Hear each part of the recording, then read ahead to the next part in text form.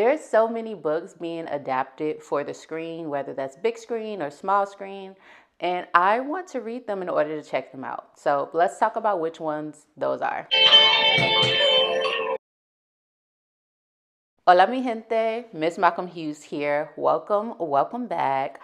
Like I said, I want to talk about the books that I want to read before this year is done, or at least before winter is done this year, of books that have been adapted onto the big or small screen. And the first one that I want to talk about, I've been meaning to read it for the longest. And once I can read it in Spanish, you'll know that I've reached the level of Espanol that I desire.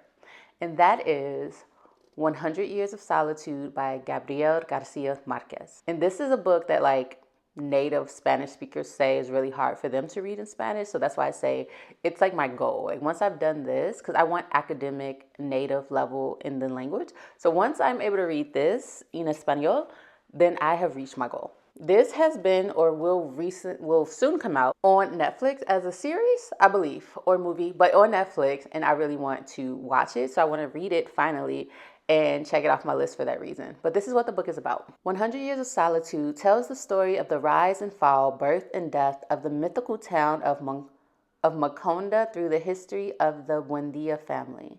Inventive, amusing, magnetic, sad, and alive, with unforgettable men and women, brimming with truth, compassion, a lyrical magic that strikes the soul, this novel is a masterpiece in the art of fiction. And this is one of those iconic classic books, so if you're not aware of it, put it on your list, check it out, read it with me. Next, we have one that has been around for a while now, and that is Black Cake by Charmaine Wilkerson. And this was adapted into a series over on Hulu. And so I really want to read it, get to it, check it out. This is what it says. In present-day California, Eleanor Bennett's death leaves behind a puzzling inheritance for her two children, Byron and Benny, a traditional Caribbean black cake made from a family recipe with a long history and a voice recording. In her message, Eleanor shares a tumultuous story about a headstrong young swimmer who escapes her island home under suspicion of murder. The heartbreaking tale Eleanor unfolds, the secret she still holds back, and the mystery of a long-lost child challenge everything the siblings thought they knew about their lineage and themselves. Can Byron and Benny reclaim their once close relationship, piece together Eleanor's true history, and fulfill her final request to share the black cake when the time is right? Will their mother's revelations bring them back together or leave them feeling more lost than ever? These are the questions we get with Black Cake, and I heard the series was good, and most folks I've heard who have read the book, they also enjoyed it, so I'm interested to see what my take will be. Next up, we have a movie that I actually watched, but I want to read the book and rewatch the movie with a different understanding.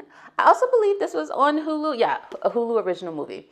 And that is The Supremes at Earl's All You Can Eat by Edward Kelsey Moore.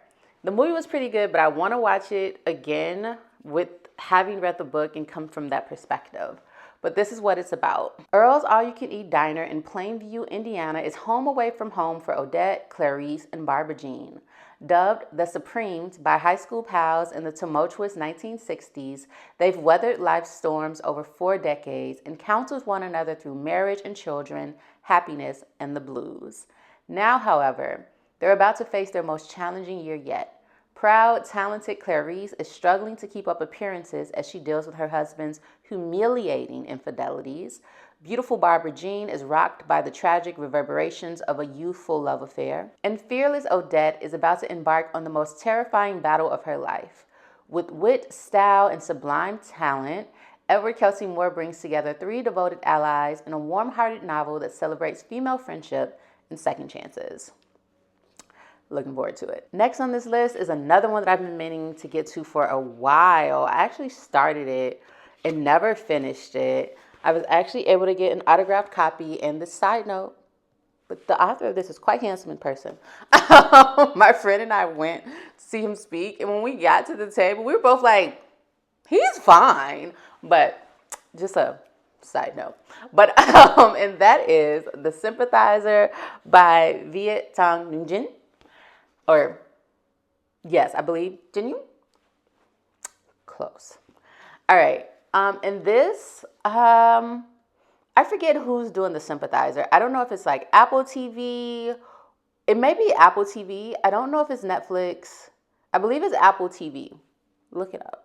But here's what it's about. The winner of the 2016 Pulitzer Prize for Fiction, as well as 5 other awards, The Sympathizer is the breakthrough novel of the year. With the pace and suspense of a thriller in prose that has been compared to Graham Greene and Saul Bellow, The Sympathizer is a sweeping epic of love and betrayal. The narrator, a communist double agent, is a man of two minds, a half-French, half-Vietnamese army captain who arranges to come to America after the fall of Saigon. And while building a new life with other Vietnamese refugees in Los Angeles, is secretly reporting back to his communist superiors in Vietnam. The Sympathizer is a blistering exploration of identity in America, a gripping espionage novel, and a powerful story of love and friendship. This one, I've only heard great things, so I'm super looking forward to it. In one of my other videos, I also talked about that I'm currently reading in October, Uglies, that has become a Netflix series as well. So you can check out that video if you want to know more about that book. But these are some of the books that have been adapted to the screen that I'm hoping to get to soon. That's it for me today. As always, I am MsMalcolmHughes, the one who believes that books are sometimes better than people. And until the next one, please remember to give time, to be kind to each other, to have the very best day of your life on purpose, and to get out and enjoy all the sunshine while we can. I'll see y'all later. Bye.